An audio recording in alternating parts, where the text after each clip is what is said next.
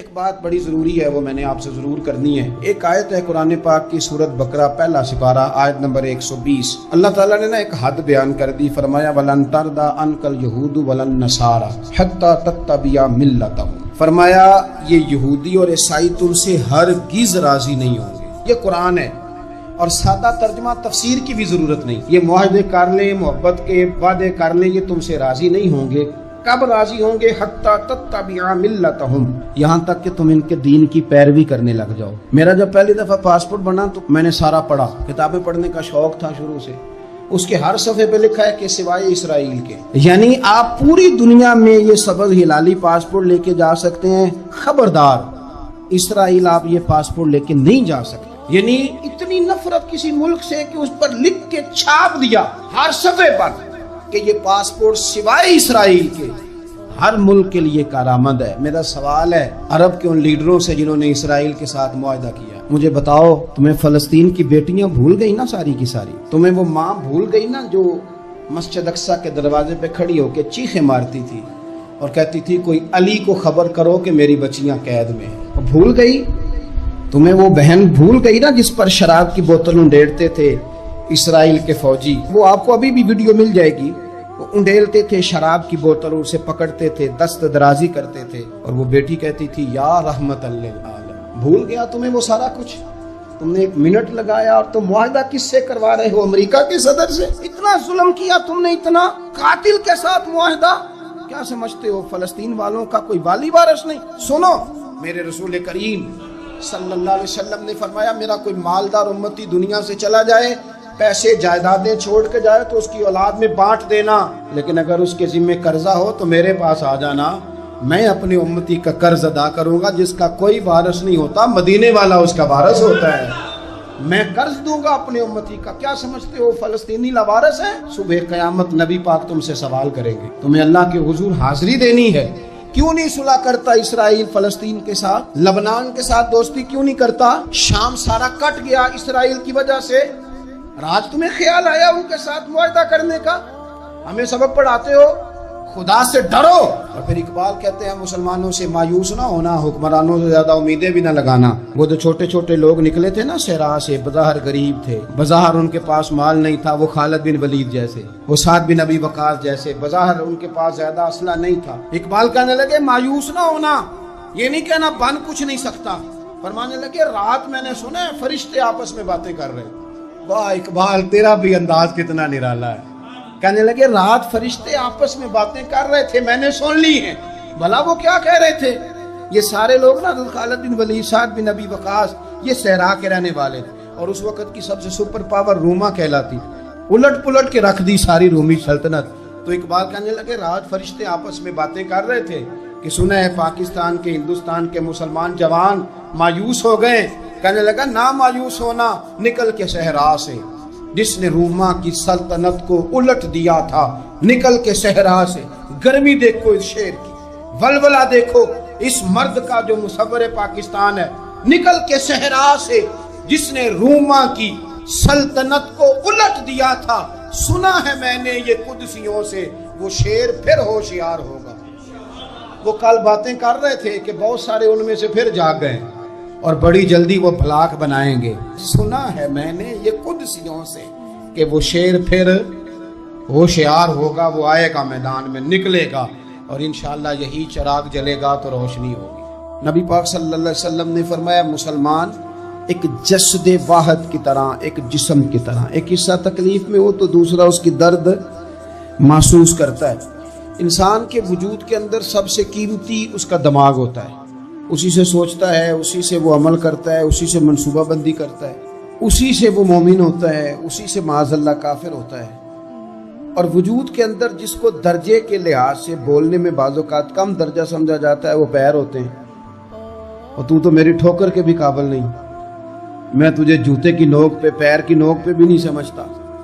ہم یہ کہتے ہیں محاورتاً کہ تو پیروں کے قابل بھی نہیں، یعنی سب سے اعلیٰ درجہ دماغ کو دیا، دل کو دیا، اور سب سے ہلکا درجہ پاؤں کو دیا۔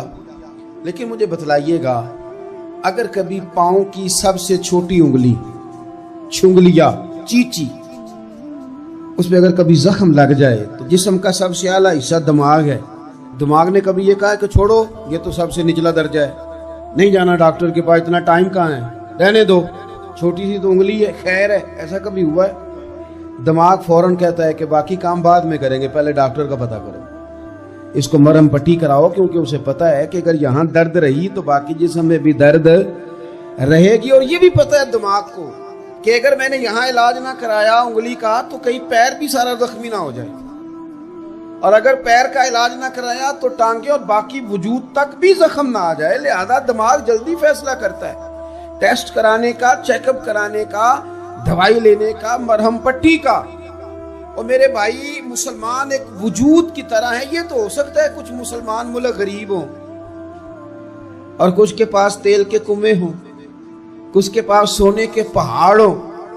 ये तो हो सकता है कि बाज़ों का ये वो समझ ले कि हम आला दर्जे के हैं, लेकिन ये याद रखें अगर एक जिस्म की तरह हैं, सोचते हैं और हैं, क्योंकि नबी पाक ने फरमाया है अगर इस तरह सोचते हैं तो फिर मेरा ख्याल है कि जिस तरह तेल के कुएं वाले को अपनी दर्द होती है ना, सोने के पहाड़ों वाले मुल्क को जिस तरह अपनी दर्द होती है ना, इस तरह उसे किसी को बेकारत की नजर से देखना नहीं चाहिए, क्योंकि जस्दे वाहिद है।